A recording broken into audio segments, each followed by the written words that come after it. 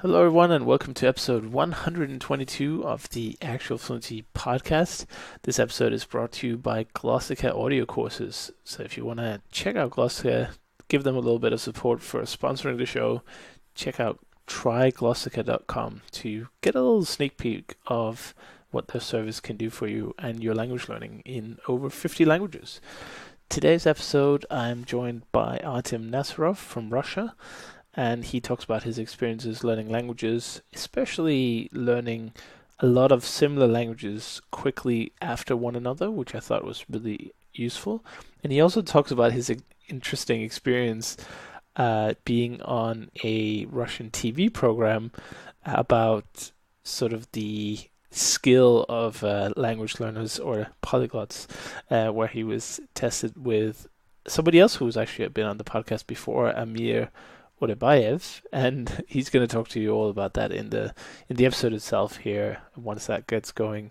But in the meantime, just enjoy the show, and if you have any questions or comments, email them to me, chris@actualfluency.com, or use the Anchor app to send in anything you like. I hope you enjoy it. Hello. How's it going? It's going fine. What about you? Good. So you got the video on. What time is it there, by the way? It's 10 p.m. Oh, okay. So not too bad. Yeah, it's okay. Cool. Yeah. Do you have anything for me before we just go into it, or? Is it going to be a podcast or video interview or? Oh, it's just audio, so you don't have to audio. Have the video on. I don't. Okay, I'm gonna turn off the. Okay. Cool. Let me just go get a something to drink. It might be a little bit dry. Mm-hmm. Just 2 seconds.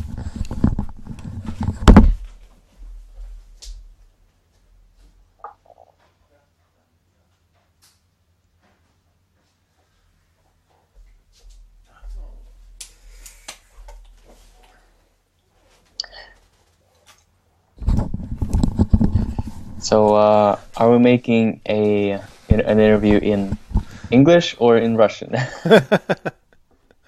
Well, I'd like to or do both. in both. Well, I'd like to do the English one just for the podcast. Mm-hmm. But I don't know. Maybe we could afterwards. Maybe we can do a little. Yeah, maybe a little bit or something. Yeah, I know that it's going to be very hard for me, but I guess that's the that's the fun part, isn't it? So. Yeah. But no, I choose to do the podcast. You know, some people have said it's a polyglot podcast, but it's only in English. Well, you know, what's the deal about that? But I think we need a common language to talk about the things. Yeah, sure. English just seems to be the kind of go-to, so that's why that's the one that's being used. But yeah, that's actually the language I switched to on my YouTube channel because I made some videos in different languages, but I decided to stick to English because, more people can access it. Yeah, that's why I did it as well, because I don't know, I also am not entirely sure how fun it would be to have, you know, let's say you did a different language every week. Like, I mean, you would get different people interested every week. You know, it's like you kind of, you're letting a lot of your audience go to waste, kind of, because they can only get a video every so often from you if they don't speak all the languages, and it's not really about that anyway, is it? Yeah. Cool. Well, let's just jump straight into it, I guess. Do you want to just tell the folks at home who you are, where you're from, and how you got started with languages? Okay. So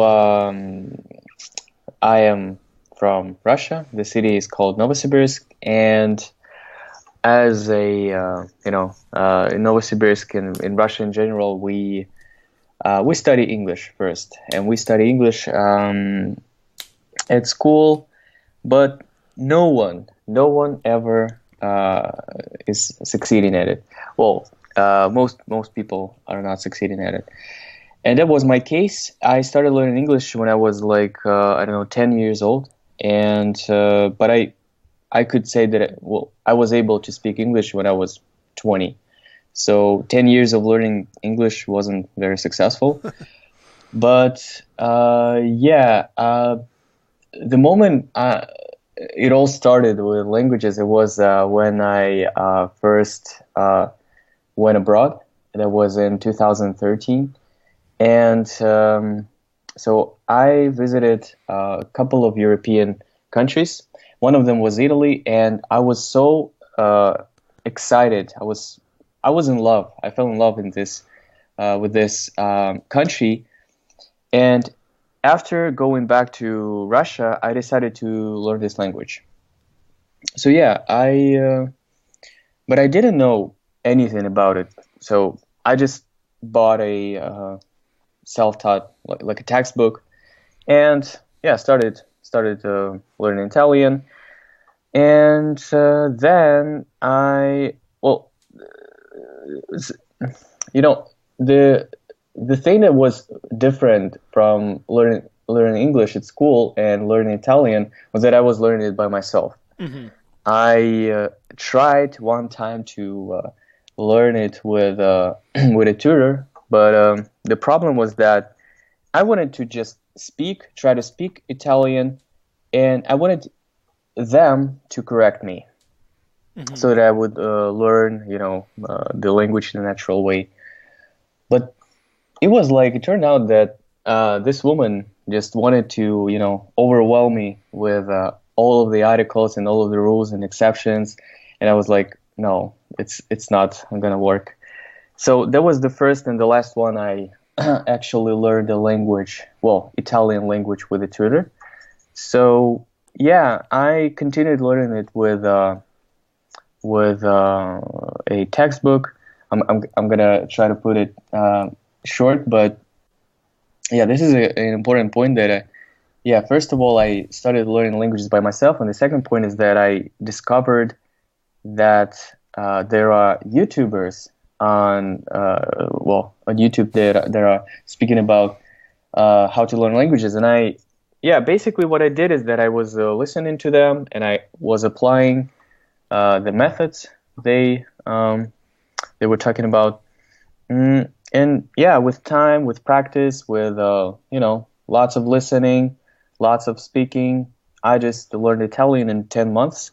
And then I did the same with French. Uh, yeah, pretty much the same 10 months, and it was easier because of the knowledge of Italian. Hmm. I actually changed the not the university, but the faculty. I was studying the sociology, and that wasn't very interesting for me, to be honest. And I was like, after having learned Italian, I was like, wow, why not learning languages at the university? And I just switched to international relations, where I had to learn French in 2 months. Wow. Uh, yeah, because I changed to the second year, so I had to know the the first year program year of a program Yeah. French. So yeah, there was a but I was very motivated that I just learned Italian. I was like, wow, learning languages can be fun. Learning languages can be easy. And why not learn French? Well, it was not too complicated actually, because the university program, the first year at least, is not very hard. Mm. But yeah, I did it. I applied the same method, and my Italian was helping me with that. Yeah, I studied French at the university. Then, after learning it for 10 months, I picked up Spanish in like 6 months because, yeah, it was much easier. What was next? Next, I started learning German, and I've been learning German because it's it is the hardest language I've ever had to learn. Mm. But yeah, along the way, I picked up Brazilian Portuguese, like, I don't know, in a matter of 6 months, because yeah, it's just like a dialect of Spanish, like. And what else? Yeah, now I'm focused on a couple of languages. Well, German, Thai, yeah, I'm working on my English. I'm trying to make it, yeah, to improve it to speak more fluent English. Yeah, that's basically it as far as my language background. That's really cool. So you would say that's quite an explosive growth at the end of it there. Yeah. But yeah, when I started learning German, I was a huge disappointment because I was like not prepared to, learning Romance languages one after another. You get, lazy, Mm. and when you when you have to deal with German, you gotta be prepared. You gotta really, you know. Why is it for English speakers, Russian is often said to be some of the hardest languages that you can learn. So I assume that if you're a Russian speaker and you don't know any other foreign languages, English must also be quite difficult as the first foreign languages. As the first Mhm. foreign language, I mean, probably easier if there is such a comparison to be made. But why do you think the English level in Russia is sort of suffering? Is it just is it something to do with a lack of are there not enough TV shows that aren't dubbed, or is it the school Mhm. system? Like, what do you Mhm. think is creating this kind of disparity? Because a lot of countries around the world, get almost Mhm. great at English levels, especially in Northern Europe, Scandinavia, of course, are very famous for it. But even around the world, they all speak some kind of English. So, Mhm. why do you think that Russia is particularly behind on that in some of the areas? Yeah. That actually, you mentioned the in Russia they don't have like movies and TV series in English with Russian subtitles because Russia is a huge country and we actually have the possibility to um, double how do you say that double Yeah, the dub it. Yeah. dab the movies. And yeah, this is actually the first point that we in Russian environment we don't have English. We just don't have it. It's artificial. I mean, school Mm. is not enough because well, first of all, the first problem is that we don't have English in our environment. The second problem is that a school, the teaching system is I think it's well, they don't. There's no listening and there's no speaking. How can you learn a language just by reading and studying grammar for 10 years? It's just killing your motivation. It's just killing your, desire to learn a language, and it doesn't bring you anywhere. Yeah. So yeah, this is the biggest problem. I think that the wrong approach to teaching. I just don't know why. Maybe because well, we don't have a lot of native speakers that can teach. So normally, um, there are Russian people who teach you English, Hmm. and that is also a problem because normally they don't have the good well, in some cases the pronunciation is not very good, and what else, and it's kind of like they teach some kind of British old English which is not existent anymore. So yeah, it's That's interesting. really it wasn't very pleasant experience to be honest. But of course, I had some great teachers, but yeah, the result wasn't so great. And some people might argue that there are people who speak English, but it's very limited. It's very Mm. limited. It's very basic. So I don't know. It's So interesting. yeah, these are the two problems: I th- teaching yeah, I and think that's common in all over the world. I mean, mm, even in Scandinavia, you get that kind of teaching style where it's just grammar and just reading maybe, yeah. and that obviously never teaches you to speak. That's quite clear. But yeah, I mean, it's an interesting scenario.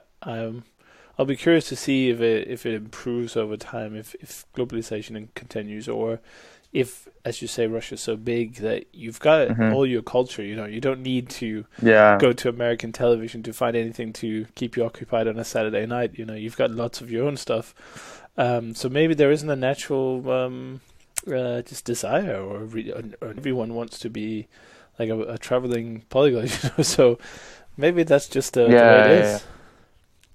Yeah, and not only we are interested in our own things, but everything is translated.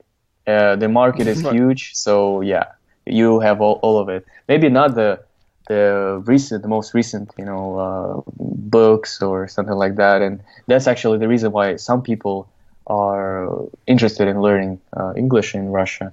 Mhm. But in general, yeah, you don't need English in Russia. Right. And if you go to the cinema and you've got the newest, I don't know, Captain America or Avengers movie on, that'll be in Russian from day one? Or can you go to a, is there an English I language version? think I think it's gonna be out in 2 months after being out in the whole world. Okay. Yeah, but I would love to have something like that.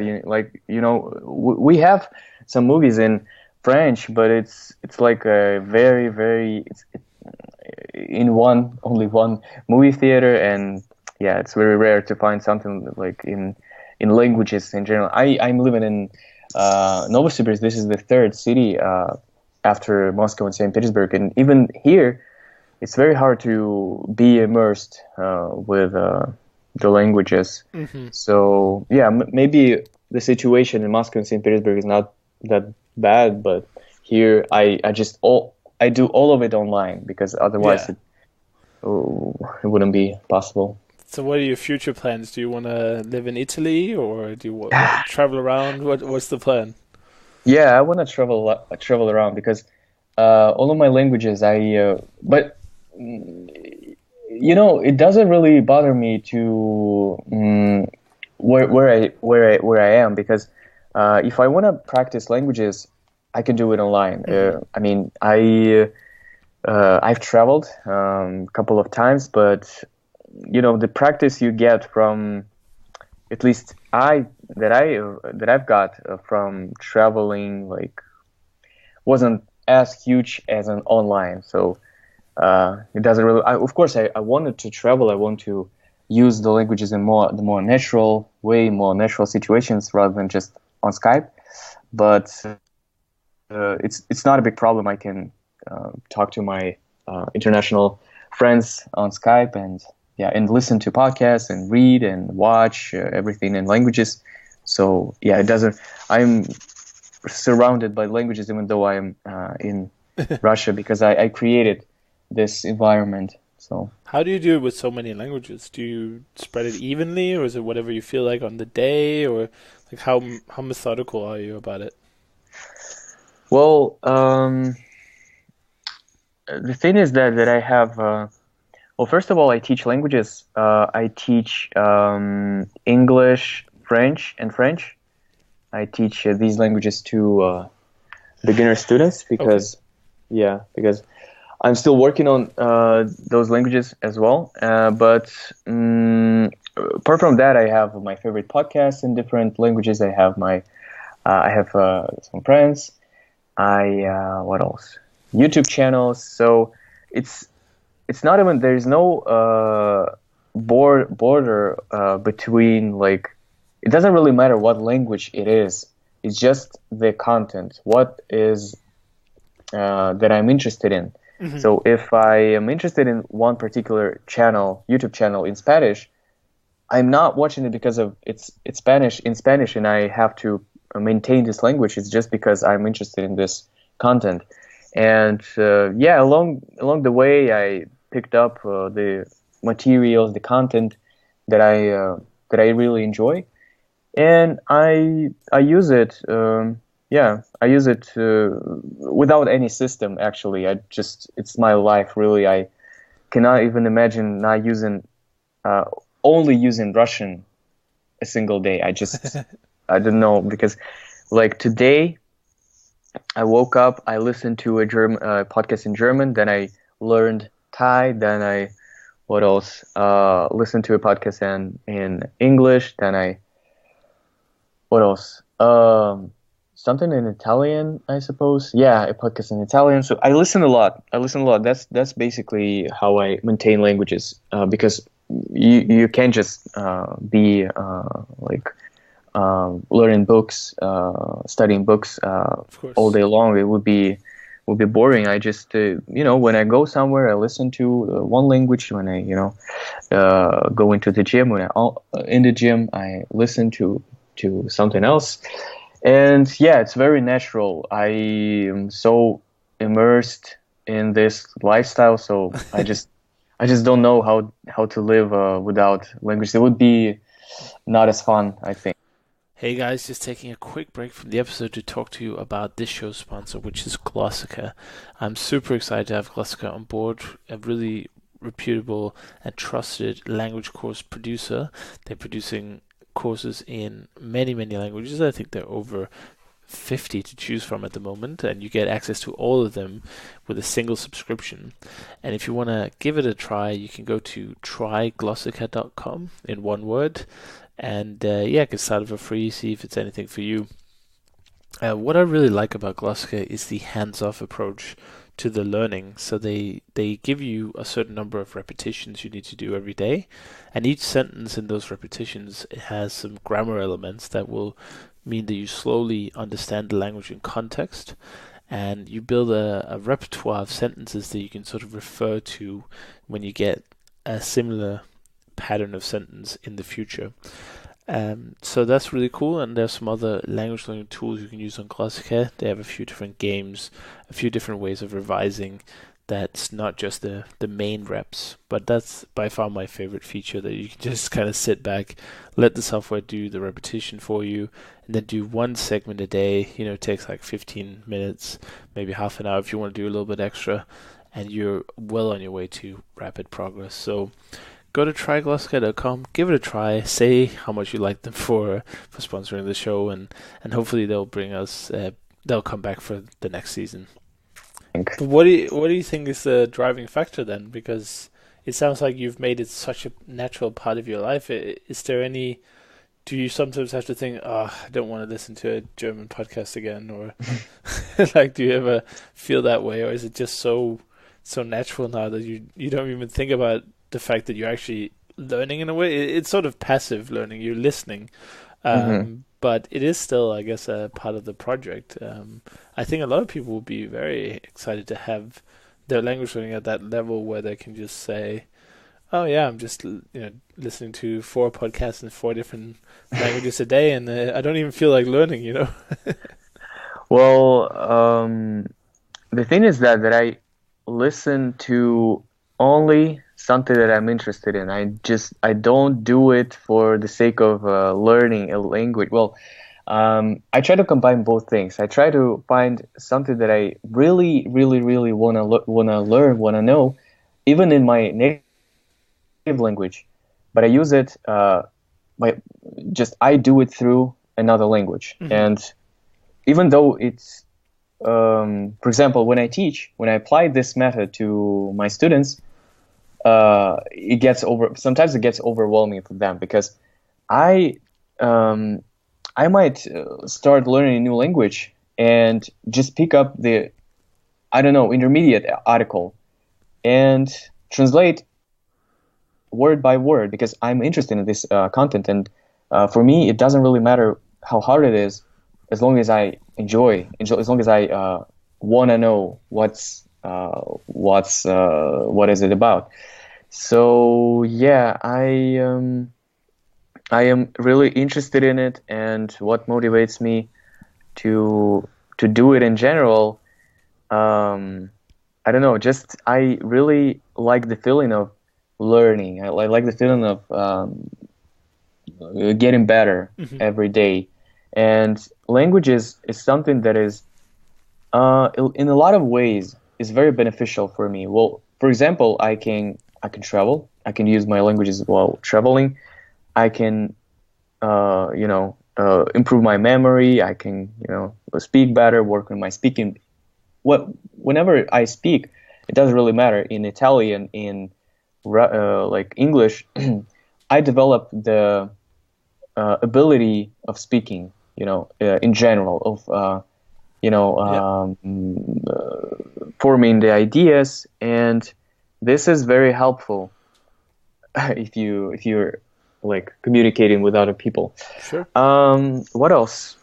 Yeah, the biggest factor for me, the biggest thing is just curiosity. I'm just interested in. There's no any practical reason. At least I don't see any practical reason of speaking like 7 languages. It's just because through languages, I discover the new cultures, like the way people are, have their perspective of the world, and yeah, it's just a better understanding of the world you're living in. Just that.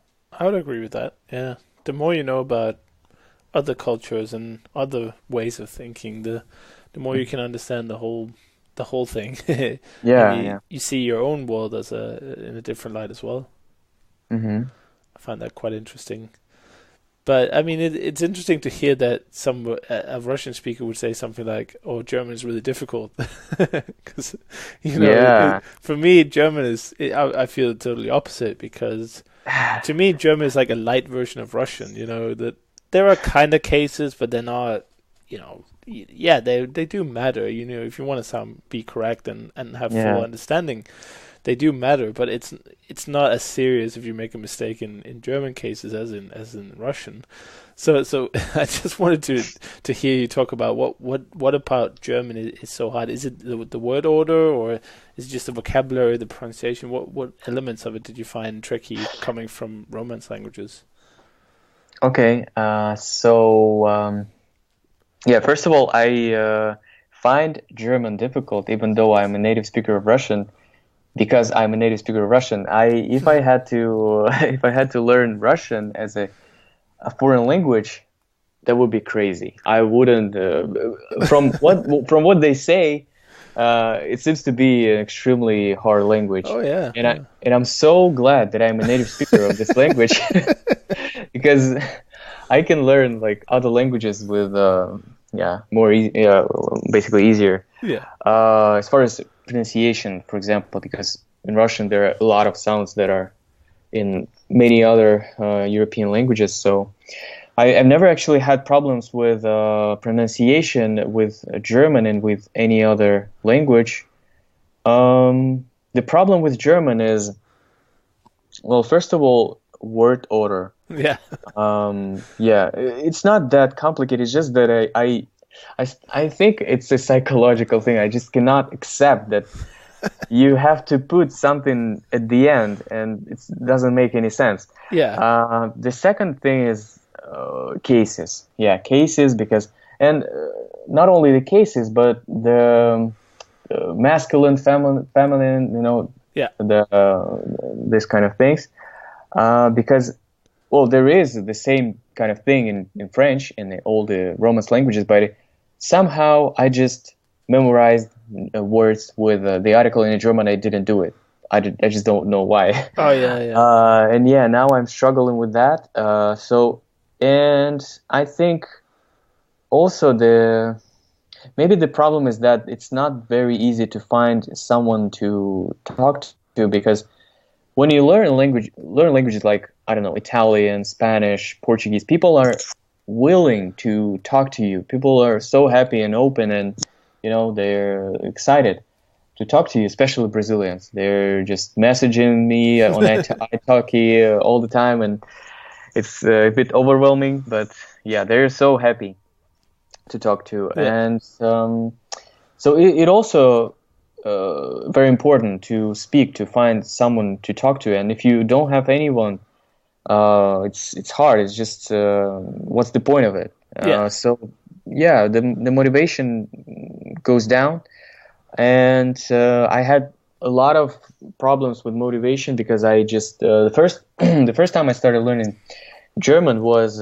just because sorry, just because it's an important language.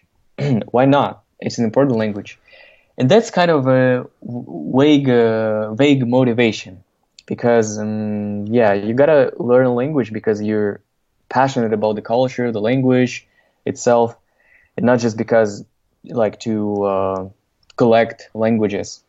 So yeah, well, basically the problem with motivation, the grammar in general. What else? Oh, and the other thing is that haven't learned, even though I knew a little bit of English. Well, knowing a little bit of English, I could use it. I could use this knowledge learning Italian.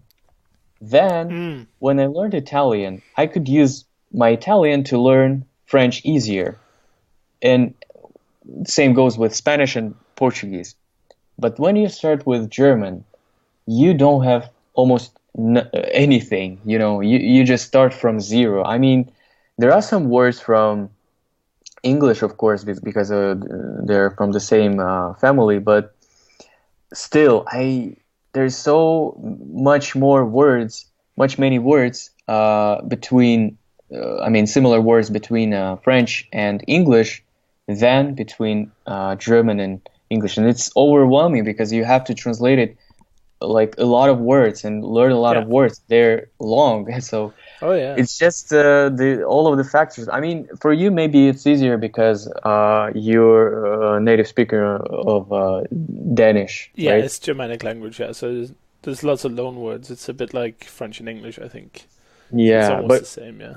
I think there is nothing at all, at least of like the word rucksack, which is the same in Yeah. German and Russian. But apart from this word, Well, there's nothing similar. you got Butterbrot and Oh yeah. you have Tansirovat, I think is comes from Tanzen. But yeah, that's what I could come up with, yeah. Yeah, So yeah, it's yeah. pretty But limited. it's very limited. So Yeah. But it's cool anyway. And what kind of, if you had to learn a new language tomorrow, which I'm sure you're probably thinking of anyway, as we all do, temptation is everywhere. mhm, What kind of, how would you start on a brand new language? Would mhm, you, because you said you didn't mind jumping into like difficult articles and maybe podcasts as well, but how would you actually get into that beginner level where you can start to understand all these things? Because if you don't know anything, it's a bit hard to listen to, mhm. let's say, an interview or watch a YouTube video or Yeah, read yeah, an yeah. article. So how, take us through how you would get started on a new language, like what kind of methods have you found out to be the most Mhm, effective for you? mhm. Okay, so it really depends on the language, of course. If it's a similar language to what I already know, like for example, I know a little bit of German, and I have to start like Norwegian or Swedish. I would just translate everything that I see. I would just uh, not only translate videos, for example, translate videos. I would I would just find videos with subtitles and just translate and try to figure out the grammar and the Okay. pronunciation uh, this way. I'm gonna do it like for I don't know 3 months, just translating, listening, translating, listening, translating, and trying to understand the language. And once I understand the language, I think it's possible within 3 to 6 months with similar language. I would just start writing, and what else? Yeah, along the way, I can, of course, while translating, I can check some grammar, of course, but I wouldn't go through like a textbook. I just Google it. I just Google grammar, Yeah. when I need it. And yeah, I would start writing maybe because it's a good transition between um, understanding and from passive knowledge to active. You just have time. You have time. You can check your grammar. You translate it, etc. So yeah, I would just write 20 more or less 20, for example, texts, short texts. I would ask native speakers to correct me, Hmm.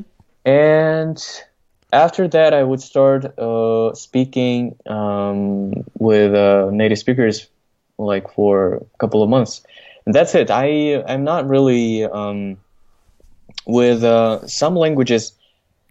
With most languages, I'm not really aiming at C2 level. B1, B2 for me is enough. Yeah. Where I can understand the language and where I can communicate my ideas and like more or less comfortably without too many mistakes. So yeah, that's what I would do, and the whole process would take me about, I don't know, 8 to 10 months. That what I would do with a similar language. Hmm. When it comes to a new language, a completely new language, like the same thing I would do with Serbian or maybe even Polish, even yeah, because I'm a native speaker of Russian. But when it comes to a Arabic, for example, if I were to start Arabic, what would I do? I would totally start with a course, Uh-huh. that would explain me the pronunciation, the basic grammar, and I just don't. Let's see, because I just never had to learn a language like Arabic, but I'm learning Thai right now, and I had some bad experience with it, starting from learning the script, Yeah. which wasn't the best way because it's tonal language, and you get really overwhelmed by because you have like 80 different characters that are so they're like well, not characters, letters, but they look like characters. So it's really not like our Russian or like English, well, Latin or Cyrillic alphabet. It's a completely different system, and it took me like 2 months to realize that it's not taking me anywhere because yeah, I learned how to read it, and what's the point? I mean, I want to communicate, I want to speak. Yeah, it doesn't really make any sense, and it's so hard. I mean, it takes you a couple of minutes to read a line in Thai. So yeah, that was a mistake. I wouldn't recommend to anyone who want to speak to start from the script. I mean, I love the process. I find it really really interesting because yeah, like learning English was a little bit hard because it's I mean I cannot remember, but I suppose it was hard. But after like learning French and with all the languages of the Latin alphabet, you don't get the feeling of something completely new, and you definitely have it with Thai. So it's interesting, but it's not the best way to start. The best way to start is just to improve, work on your comprehension, and try to speak. Try to speak. Try to activate it because it's a long term goal, Yeah. and you gotta be motivated. If you just learning every day. I've been learning Thai for like 5 months every day. It's an experiment, by the way. I want to learn a language every single day without skipping a day, and it's been like 176 days so Nice. far.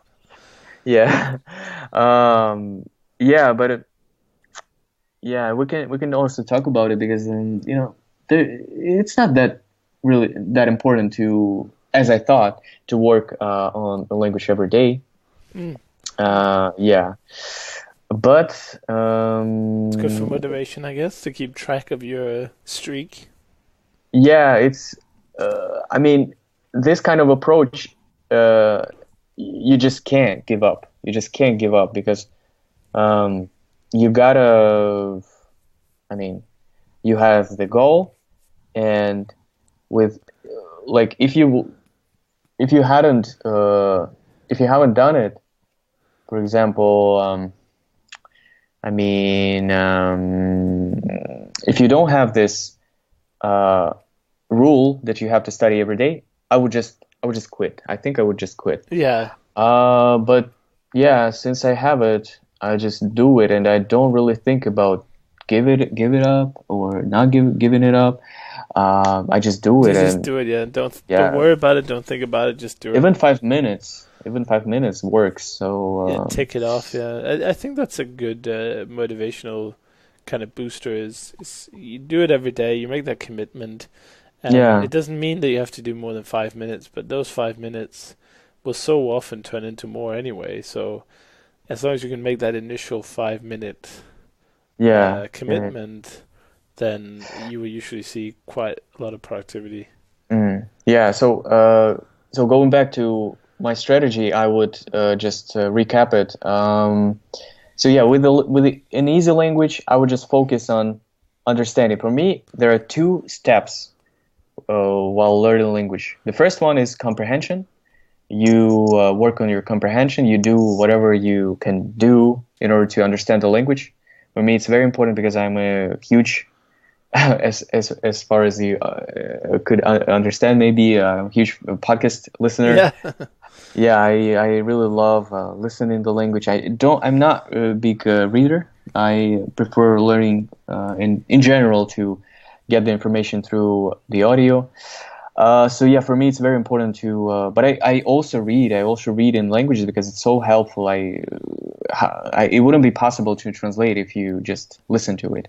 You gotta have the text. So yeah, with easy language, I just work on my understanding. Then I would work on speaking, just translating a lot, translating, seeing the patterns along the way, working on pronunciation along the way, and yeah, with a hard language, I would just first work on my pronunciation. Yeah. Then I would just learn some basic grammar. Then what else? Yeah, some maybe dialects like ASML. What else? Yeah, just start to pick up new some vocabulary, expressions. Then I would just start, trying to speak some very basic stuff. Talk to people. And yeah, but as I said, I never actually learned a really, really hard language. I mean, I'm learning Thai right now, but I cannot say that I've learned it. So I guess it's going to take me 1 or 2 more years to be able to say that I speak Thai decently. But yeah, with all the languages that I basically I did the same. I just listened a lot, translated a lot, read a lot, spoke a lot, and yeah, I learned by using. Basically. Yeah, it seems that's one thing I would like to point out, just as what I noticed is that you have an extremely practical approach. Like a lot of people will use apps like Memrise or Anki, or they will use online courses, or they'll use maybe guided courses or things like this, but it seems like you're more focused on taking the real life language, so to speak, and even if you don't know the language or it's a completely different one to one you have already studied, you're quickly focused on jumping into conversation with maybe, I don't know if you use tutors or language partners, but it seems like that was, you said that really quickly. You said after a few months you wanted to jump in and try and test out some of the things, maybe get feedback on what you're doing. I guess that's important as well. A lot of people also think that pronunciation is something that's not too important.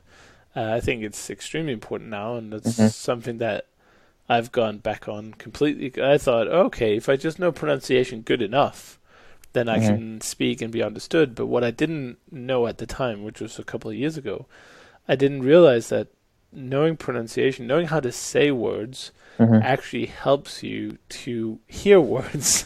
Yeah, I didn't know that back then.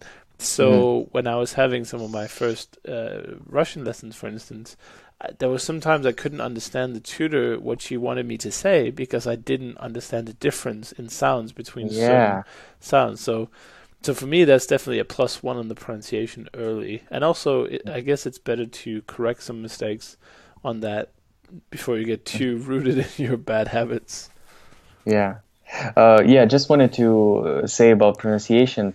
I think it's, for me, it's the most fun part of learning a language because pronunciation allows you to really feel the language, trying to imitate the accent, trying to get as closer to the pronunciation of a native speaker.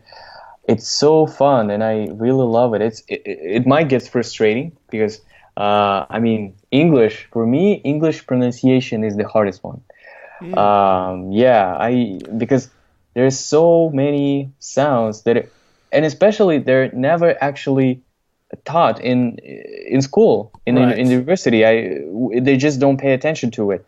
And I just started working on my pronunciation just a couple of months ago, working my American accent, and I really enjoy it because, as you just said, it really helps you to understand the language better because you realize, like you understand that what letter is pronounced, in the word, and yeah, just in general, I love it.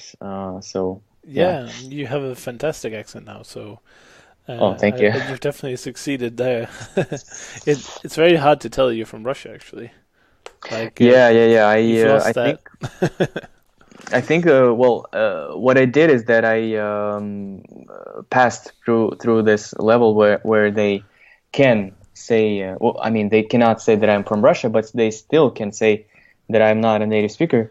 Oh, of And course. I mean, that will happen yeah, forever, probably. For me as well. Like people tell me after 2 minutes, they're like, "Where are you from exactly?" They'll say something like, "Yeah, I noticed a kind of an accent, but I couldn't really place it." And I was like, "Okay, yeah, well, thank you." and yeah, so yeah, basically, accent is something that I love working on. But yeah, when it gets frustrating, when you like want to sound like exactly like the native speaker, Hmm.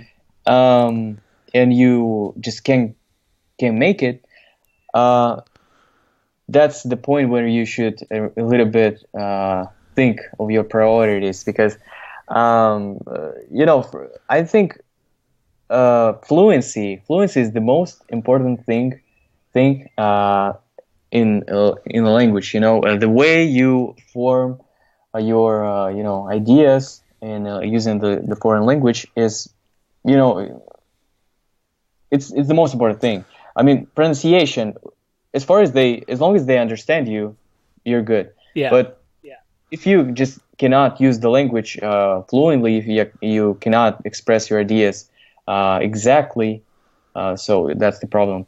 Well, it's not a problem. It's just what you should focus on. I think what I am should focus on in all my languages.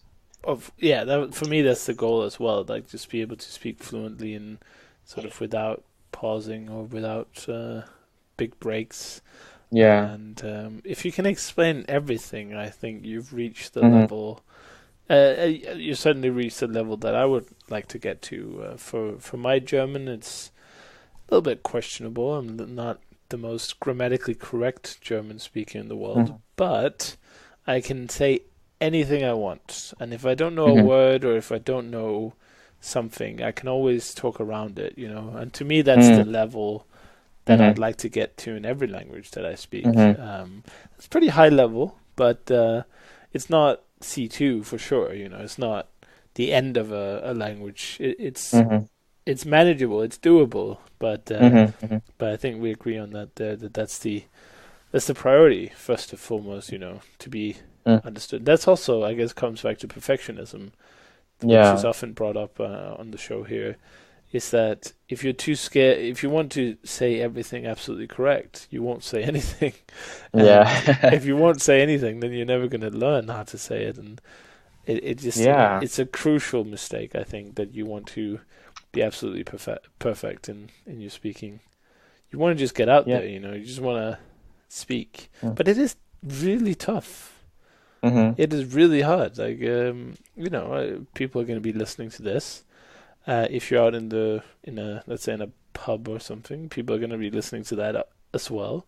So if you sound like an idiot, if you make yourself a fool, then it's very tough on the old conscience or self confidence. So Hmm. do you have similar with trying to just go in there? Do you really get into character when you speak a different language, or how do you approach it when you have to just dive in? Hmm. Um, can you just rephrase a little bit of the question so that I can better understand it? Yeah, there's this idea that you get a new personality with every language. Do, Oh, do okay. you do you embrace this, or are you more of an introvert, more shy? I mean, personally, Hmm. I struggle a little bit speaking foreign languages that I'm not very good at. but I feel sometimes if I put on a character or exaggerate the pronunciation a little bit, Mm-hmm. sometimes that makes it a little bit easier. Okay. So I find it very fun, but I can't say that I feel some. Well, people say that people who are like watching me speak in different languages, they say that I'm a little bit different, but I cannot tell. I cannot tell what's the difference. Okay. Yeah, just I try to. I don't try to mimic native speakers, or like maybe as far as pronunciation goes. Yeah, accent. I try to imitate the accent, but gestures and all of it, and like the maybe due to the the movies, the influence I get from the using languages, maybe it affects the way I speak this or that language. But I never actually, yeah, I never actually thought about it. I just don't know. I enjoy speaking different languages, but I don't really know whether I Okay. am different. Yeah. Oh, that's interesting. Yeah, some people are very, very. I think they're very deliberate in the way they conduct themselves, in the way they exaggerate the pronunciation. Maybe if it kind of sometimes feels like you're making fun of the native speakers in a way. Mm-hmm. But there are also people like myself who do it very little and aren't Mm-hmm. that so. But it's interesting to see that people still notice the difference in you, and I guess sometimes we get a little bit lost in our own Mm-hmm. world anyway, so we can't really see the difference. Mm-hmm.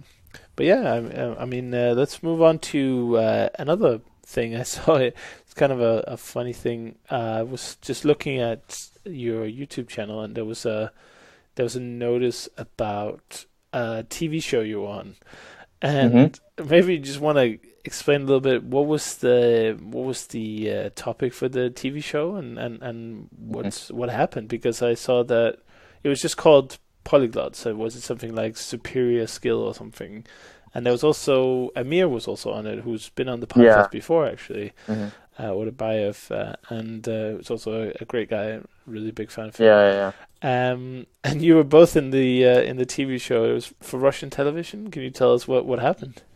Okay, so it was back in I think November 2017, not very long ago.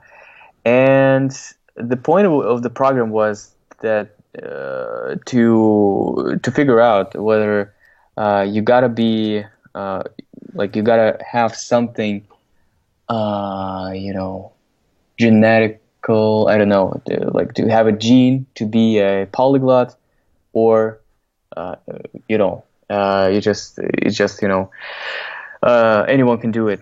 So yeah, I they invited me to participate on this show. Me, Amir, and a lady from Kazakhstan. Um, and we were giving like some tests to do. Like for example, I had to speak 6 languages, like switching one language from speaking languages from with native speakers, switching from one language to another. And Wow. that wasn't that hard actually, because well, the conversation was about my native city, Russia, well, Novosibirsk, and I normally I speak languages. I don't learn languages to for the sake of like learning about the syntax or grammar. I learn languages to speak. So for me, it wasn't that hard. Amir had a very hard task because so he had he was shown images, and below the image there was a language. He had to say it, just describe this thing, and they were switching like one after another, like really really fast. Yeah. And that was crazy. That was so hard. I would never be able to do this because um, part of the reason I was able to learn these languages more or less like relatively fast is because I only learn the vocabulary I need. I Yeah. never learn like fruits. Like the first thing, I never do like lists of words. Animals and fruits and Yeah. I just learn things that I need while using the language, and yeah, that brings you like more or less fast to the fast result. Yeah, and um, yeah, basically that was there was two my task, Amir's task, the Gilles Desire, the lady who was also participating. She had to translate some science sentences from different languages, and at the end of it, Amir and I, we had to because we were the finalists. They couldn't decide who was like the better. There was some kind of a like competition between us. I just okay. didn't see the point of it, but anyways, and yeah, the final task was that we had to learn an inexistent language, like just to pick up the concept. We had to listen to the language, and we had to fill up the gaps, like not the language but the sounds, some weird sounds, and we had to fill up the gaps, like noticing some patterns, to fill up the gaps like correctly. Yeah, Amir did a great job. I wasn't very successful at it because I never do this. I No never worries. try to, I never try to figure out how the language works just by listening. Yeah. I have to translate and analyze and all of it. But yeah, it was a fun, great experience because, well, first of all, after that show, there were a lot of people. Well, not a lot, but there were people who found me in Russia on my social media, and I, could help them, could explain them like my strategy, how you can learn languages the other way, not the way it is taught at school. And yeah, just a great experience. But I don't really like the idea of competition. Like, what's the point? It's not about who's the best, No. Um, That's not the no, point. no, it's just. But it was fun. It was a great experience. The team was also very, very great on this channel. Yeah, so And Dimitri was there. It was his. He's quite famous, and he. yeah, Forgot yeah, his yeah, yeah. last name, but I saw him there in a different Yeah, program. Dmitry Petrov. Yeah, he's a great man. I had the chance to talk to him, and yeah, so happy to meet him because I started actually. I remember 4 or 5 years ago. I watched a lot of his videos. He has like a polyglot show. Polyglot is a series of lessons in most common European languages that he has, and I watched like 3 series, like in Hmm. English, Italian, and German, and it was a great honor to meet him. And it was very nice, very like simple. I mean, not like Star, but Right, down yeah, to earth and down to earth. Yeah. a normal person.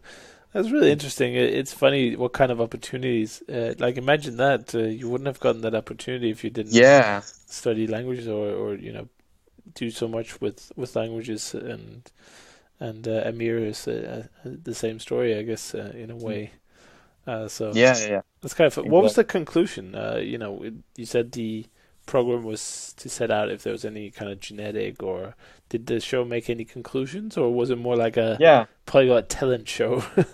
yeah. Basically, the conclusion was that you don't have to like be a super talented guy to learn a language. Like anyone can do it, but it wasn't like something that I think it is not something that like a completely new. I mean, I guess from my experience, you don't have to be talented. I think interest is more important. Interest. Yeah. If you're interested in doing something, you can do it. In talent, if you have talent but you don't like apply it, you don't use it, how can you know? Interest is what makes you like doing. Yeah. But that's the whole key again, is what you said earlier. Languages are not meant to be learned like math. They're just tools to get to whatever it is you want to get to, whether that's conversation or learning other stuff like science or understanding or following. Like it's a language is a tool. It's not, you don't learn Italian to be able to recite Italian words. Yeah, of course. You learn Italian because you wanted to speak the language to people. Some people might learn Italian to read a certain type of book or something. Some people might learn, I don't know, Danish to watch some kind of Scandinavian noir crime drama. They're quite popular right now. But in any case, the language is always the kind of means to an end. It's not the end itself. And I think that is a very good reminder for everyone to have, that you don't learn it to learn it. You learn it to use it for something, Yeah. Totally agree. So that's super cool. Well, anyway, the time has been flying as always, and I know it's getting a little bit late there in Novosibirsk. So I just want to say thank you for coming on and sharing your story, and I really enjoyed it, especially the kind of I don't know. I probably say this roughly every episode, but I really like the stuff about methods and like the nitty gritty and what people actually do, because every week I get a different story. I find that absolutely fascinating. That if there was one way to learn a language effectively, I think that book would have already been written. But the evidence that I've gathered so far is that everyone is different, and everyone has a way of doing it that appeals to them. And I would encourage everyone listening to this to find that way for you, for yourself out there. So thank you, Artem, and I hope we can meet around the world. I've seen you did participate in was it a gathering or a conference? Oh, yeah. It was a Polyglot Conference 2016. Right. Well, that was in New York, wasn't it? No, was 15. It was Greece. Greece, right. Yeah, that's why I saw you. Thought I'd seen you somewhere. I plan going to the next conference. It was going to be in Ljubljana. Oh yeah, cool. Yeah, I really want to go as well. I really like the conference, and I've never been to Slovenia before, so I don't know what to expect. Yeah, neither. But anyway, I hope to see you there. Yeah, I wanted to also say that I was one of the first of your listeners. By the way, I remember when it was like 10 podcasts, 10 episodes. And yeah, it's a great show. I'm so happy to participate in it. Thank you for doing this great project. I think it's a great way to expose people to, as you said, different methods, and it's very interesting. Very interesting. So. Well, thank you for that. Yeah, it's been a long time since episode 10, definitely, and I've learned quite a lot since then, and I hope that the listeners have done so also, because it is a tough subject. It's one with lots of traps, and people come into it with lots of preconceptions from their high school teachers or maybe even their parents. And these stigmas or dogmatic rules are really everywhere. Like, you can't learn a language, you need a gene, and you need to do it before you need to learn a language before you're 5, or you hear all these things and you think, it can't be that bad, but it is really out there. Like, just in my work canteen, I mentioned the other day, people are saying like, I wish I could learn French, and these are English speakers. It's like half the vocabulary is French. And, you tell them that you know that you share like half the vocabulary with French, and they're like, but I still, I'm too old, and blah, blah, blah, blah. Pronunciation is hard. Yeah, who cares? You can learn everything. If we can teach people to operate on the human heart with pinpoint precision, then I'm sure we can teach people how to say the nasal sounds in French. Would you agree? Yeah, I mean, what would they say? As an excuse, like the pronunciation is hard. Oh yeah, exactly. No, definitely. Well, that's what they get to. Originally, they just like, I can't learn a language. And then you tell Yeah. them, well, you actually can. And then they're like, yeah, but it's so hard because the pronunciation. That's kind of like the end excuse. But I hope that we can sort of share the ideas and that we can keep showing. Yeah, I think the program that you did with Amir, that must have been great for like the Russian language learning. It was like mainstream media actually demonstrating polyglotism, I guess we can call it, because usually it's kind of a niche. Not many people hear about it. But if it's on Mhm. mainstream TV, I think it was in Canada a few years ago as well, then maybe we can start to change people's minds. Mhm. Who knows? Yeah. Let's see. But let's see. Yeah, let's try. Let's try it. But anyway, have a great night, and I'll see you.